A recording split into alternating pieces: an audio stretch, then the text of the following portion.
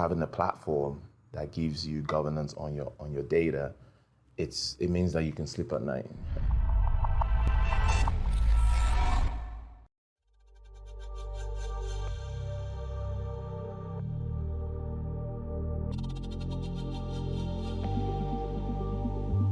Welcome, Abdul. Thank you for making the time to come in and having a good chat to us. Oh, lovely. How's the trip been for you so far? It's been great. We've had the pleasure of being at Microsoft Envision and the Build AI events in Cape Town and in Joburg. Today was the last day for the Joburg one. It's been tough, of course, speaking to so many customers, but it's been also very productive in the sense of the kind of customers we've been speaking to. And yeah, I'm excited about what's coming in terms of the opportunity for companies in Africa. Wow. Okay. Well, let's get into it. Definitely, you definitely hit your word count today. That's for sure, and it's going to be more. I think, Abdul, let's start by giving us a view of your role as a Databricks leader within Africa. What does that mean? One of the field engineering managers in Databricks QM, we're talking about something about this recently, and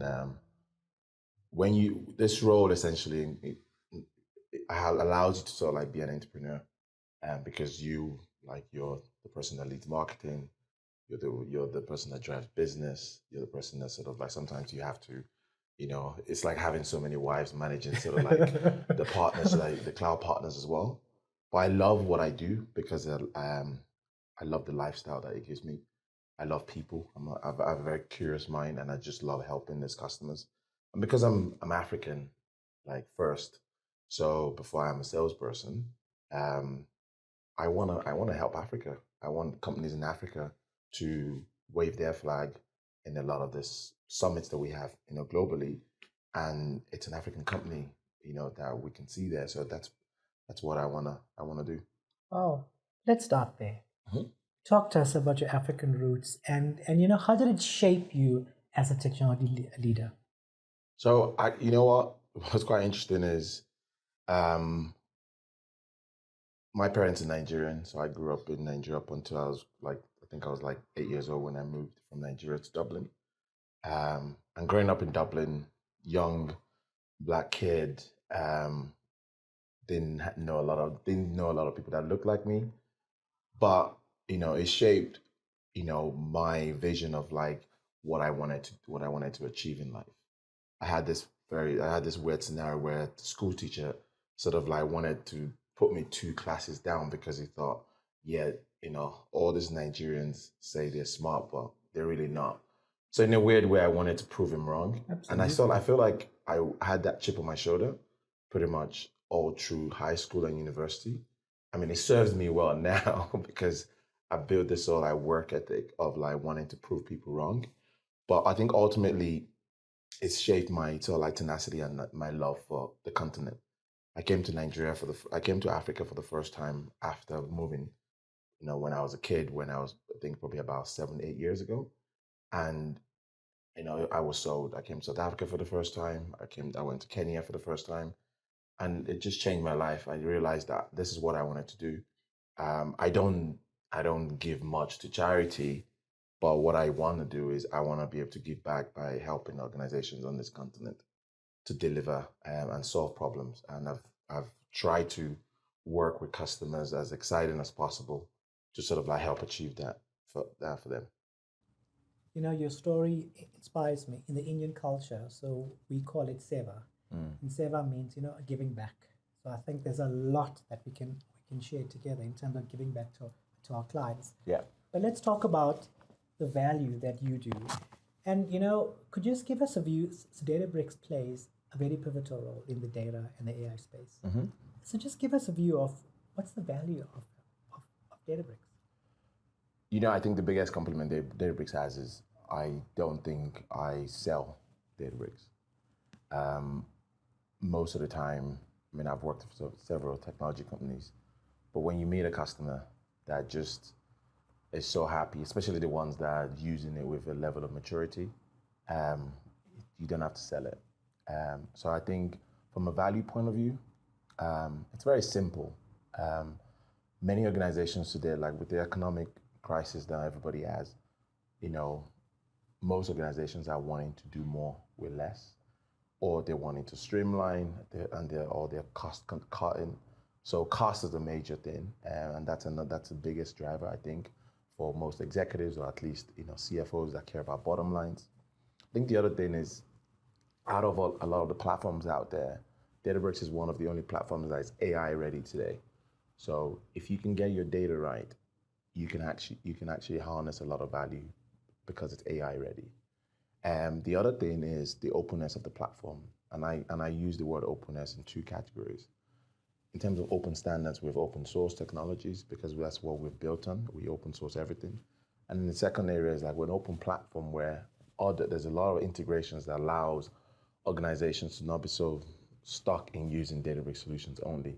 So there's a plethora of tools that Databricks is integrated into that creates this ecosystem that is just unrivaling. Then finally is governance. And I choose governance as the last one because, the way I speak to many customers today, I think they either suffer from not being able to govern their data, or they just don't do it at all. And having a platform that gives you governance on your data, it means that you can sleep at night. And a lot of these organizations are worried about giving data to the wrong people or giving access to the wrong people, and that sort of like fear of lack of governance allows them to just not even move in some cases. So when I look at what's out there, and don't get me wrong, our competition is good, because I look at competition in a positive way. Our competition makes us better. So that's the reason why, like, I feel what sets us apart is the way we innovate, because those four things I've just mentioned to you, we have to be great at it to win, and that's what we've been doing very well. I think you touched on some good aspects in terms of the landscape is very competitive. And I think, you spoke about a lot about what does Databricks offer. Any key points in terms of what typically differentiates you? So, from the competitors, if you can just share one or two things. I think the number one thing is nowadays all customers want to sort of like consolidate. They don't want to have too many things, right? So I think we are a platform instead of tools. So that's a massive differentiator because you don't have to be working on too many tools, understanding too many things. You can work on one platform, and if you're a data engineer, data scientist, data analyst, you're looking at the same thing just from a different lens. So that's a massive differentiator. Yeah. And I guess the other thing as well is our people. I think we have amazing people that work for the company, people that really care, and some of the smartest people I come across every day. It's a privilege to work with these people. So I think that shows up in our customer interactions because we care about our customers, and that shows in how our people deal with our customers. Thank you. So Abdul, Databricks has been really instrumental in the data and AI conversation. Could you share some key success stories that's made an actual impact within some of your African or your South African customers? We would love to know a bit about that. Yeah, so much. I think we have a lot of traction in financial services in the country, maybe even across the continent. I would say our biggest vertical here would be financial services, so across insurance and banking. And I can only just demonstrate to you that majority of the successes that most of these organizations are having is in their sort of like their ML capability, and seeing how using a platform like Databricks can help them to like deliver their machine learning models a lot quicker, and which is faster time to value. So I'm not sure if I can mention names, but some of these banks of, some of the top tier banks, a lot of these banks use Databricks in some shape or form. But I think one significant bank I think I can share is Time Bank. Time Bank recently decided to, migrate pretty much everything from a data perspective and build everything on the Lakehouse platform. it's been quite a significant journey in terms of like it took probably like us working with them over the course of the last 2 3 years. But I think eventually the trust that they had in the platform, because they wanted to centralize Databricks as the core engine for everything data. Time Bank is a very, as you probably know, the digital bank, and that you've probably seen a lot of the announcements they've made recently around being profitable. Um, and and I think another thing that's super key about them is their people.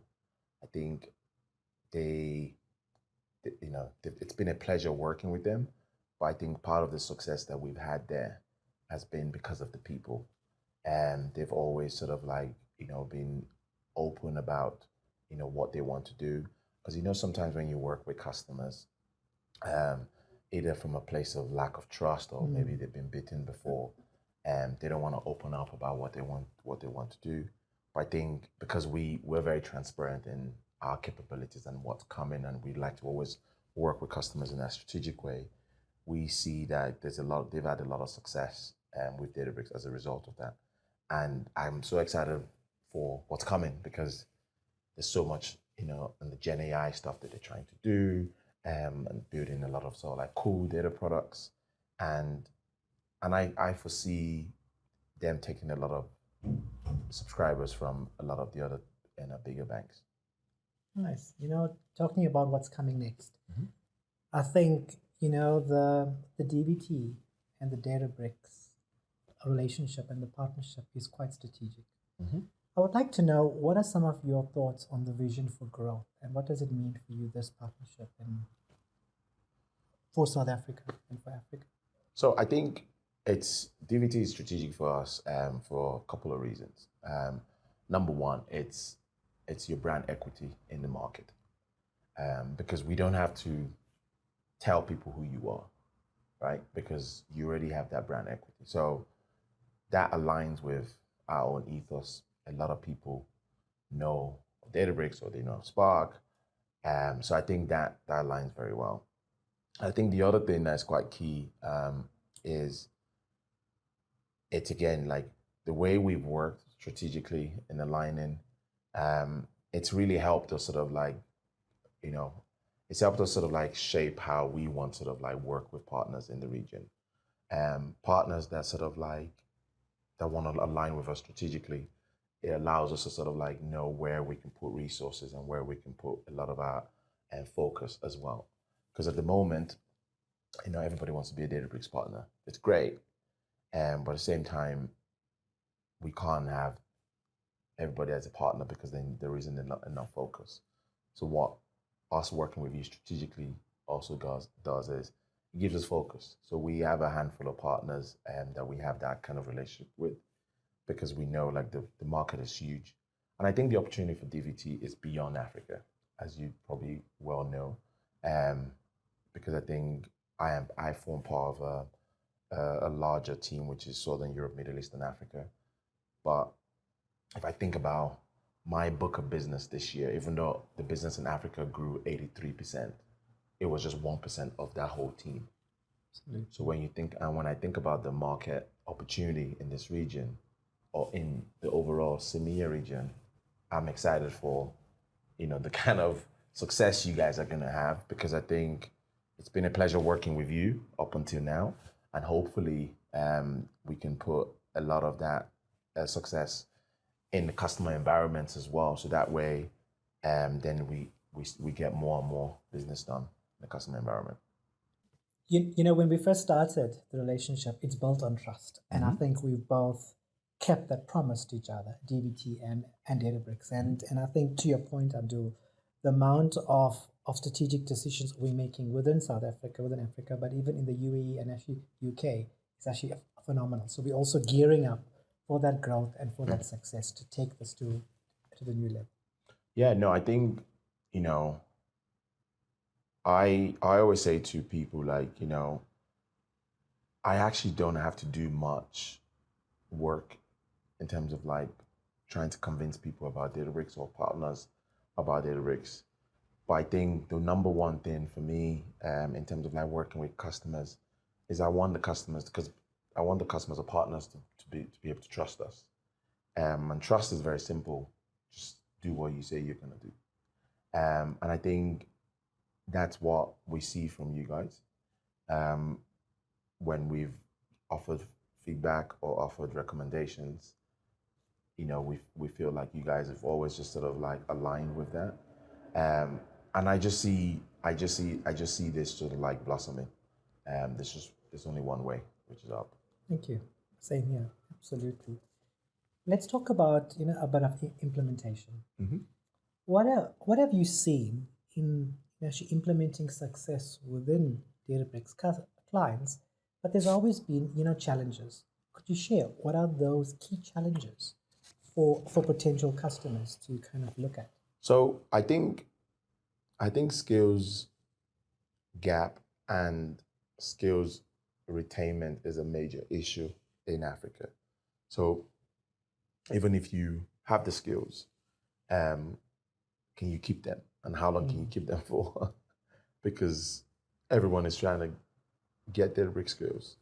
I think the biggest challenge for many organizations, and it doesn't matter if you're a big bank like ABSA or a big telco like Vodacom or MTN, or a small company, so it doesn't matter, startup, everybody has the same skills shortage. And I think that's where organizations like yours sort of like fit in, because the challenges that we tend to face is not on the platform, it's executing, it's getting started. And skills is one thing. The other thing is because there's so much noise in the market around what tools to use, what kind of platforms to use. I think the customers are also quite apprehensive of making bad decisions, or making the wrong decision, or customers have already spent heavily investing in a particular technology, and it's been a year, 2, 3 years. So there's that sort of like feeling of like, we're gonna do this again. Can we trust this? So there is that level of those are some of the challenges that I feel like is out there, and I don't think it's a business issue, because it doesn't have anything to do with data or Databricks or even anything like that. I just think it's a scenario where a lot of these things just happen. So I think the final thing I would say that we see as challenges here would actually just be, because Africa is a late adopter of technology, which actually frustrates me. Because a part of me, like, sometimes we have, thought leaders come from Europe to come and speak to some of our customers here, and they will give us feedback like, your customers are actually doing pretty cool stuff compared to some of the banks in Europe or banks in the US or whatever.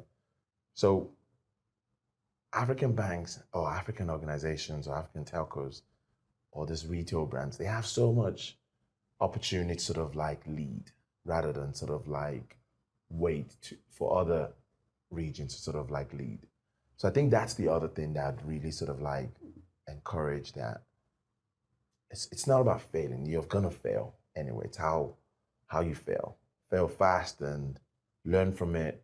Because reality is like, you're going to fail. It might not be on this project, but be on some project.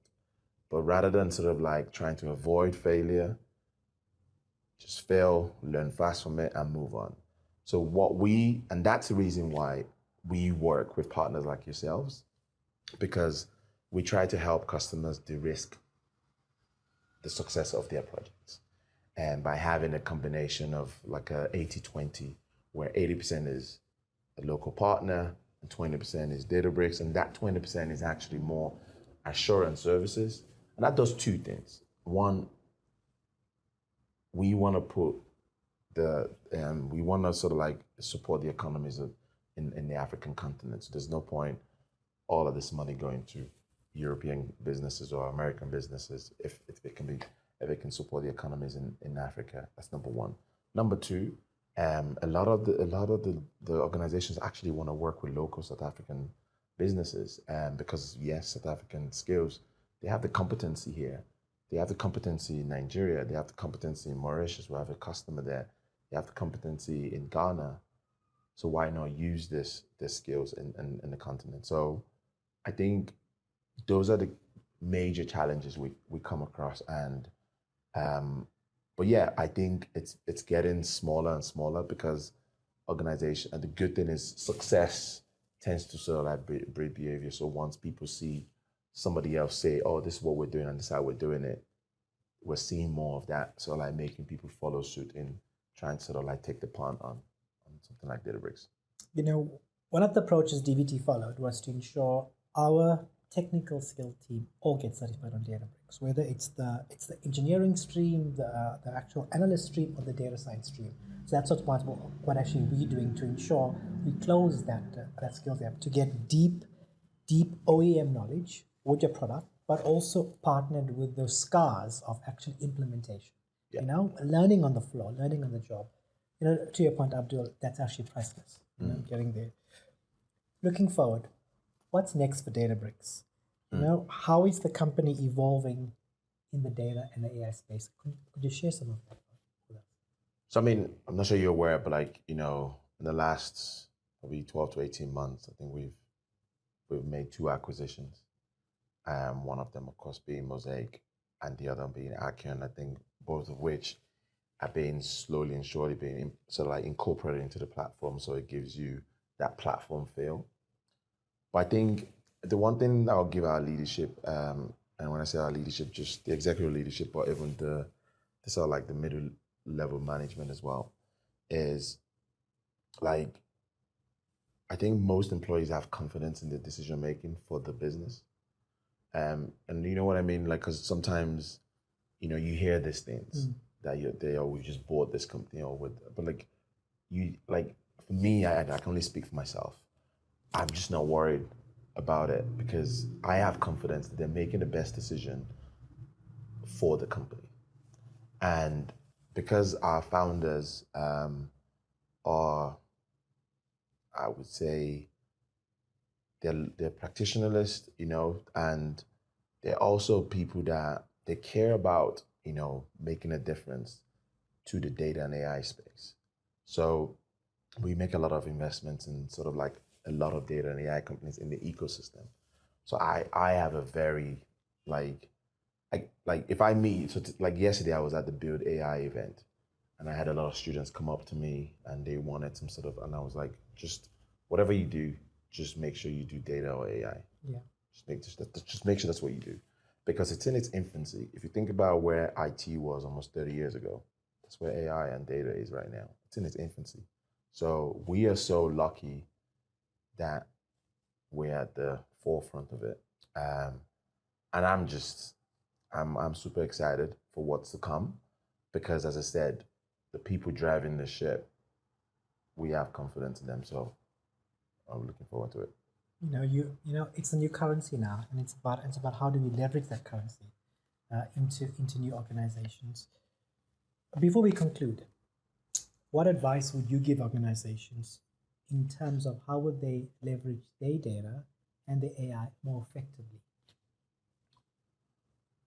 I think time. I think, you know, I have a very um, I have a very sort of like practical way of living life, which is I just don't think I have much time in everything I do. And I think sometimes customers think they have a lot of time. And it's better to start and fail than not start. Because I think sometimes, like, you know, projects just take forever to get started, or approval processes. And the advice I'll give them is just that the closest way to get to the end result is to start. Because once you get started, because some of these things you're going to find out about, maybe you're not organization readiness or skills readiness or cloud readiness, whichever the case may be, but you might not find this out until you start. And I think a lot of the times many organizations want to have so much in place before they even push the button to sort of like get started. So what I would sort of like advise them to do is just just just pick any use case. Just look at all of the problems you have as a company, and just look at how can I use data and AI to solve that one use case. Once you do that, if you can, make sure it's something that one of your executives care about. If it's your CEO, your CFO, your CIO, your CDO, if it's something they care about, let's go solve it for them. Because before you know it, those guys are gonna like it's like anything. It's like daddy and mommy. Like daddy and mommy doesn't want you eating sweets. They want you eating greens. If you eat greens, they'll probably give you a candy bar because you've had the greens. So I just think that's the only advice I'll give customers. Just get started. And because there's a lot of in my opinion, sometimes analysis paralysis, where we just want to make sure everything is right, or we don't want to get it wrong again. So that's the advice I would give. Unlock the full potential of Databricks with DVT, a certified Databricks partner. DVT, smart people, smart solutions.